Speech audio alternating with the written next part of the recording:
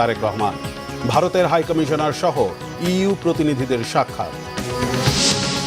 খালেদা জিয়ার সমাধিতে নুরুদ্দিন খান সহ সাবেক সেনা কর্মকর্তারা। গণতান্ত্রিক দেশ বিনির্মাণে তারেক রহমানের পাশে থাকার প্রতিশ্রুতি। আপিলে প্রার্থিতা ফিরে পেলেন জামাতের আজাদ ও স্বতন্ত্রের তাসনিম জারা সহ বেশ কয়েকজন। নিষ্পত্তি চলবে 18 জানুয়ারি পর্যন্ত। সরকারের মেয়াদ শেষে দেশেই থাকবেন, করবেন জবাবদিহিতাও, জানালেন আসিফ নজরুল। সাফল্যের সাথে বিদায়ের দৃঢ়তা সালেউদ্দিনের।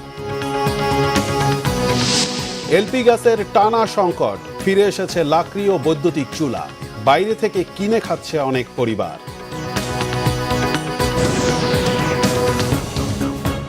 দেখছিলেন ক্রাউন সিমেন্ট সংবাদ শিরোনাম।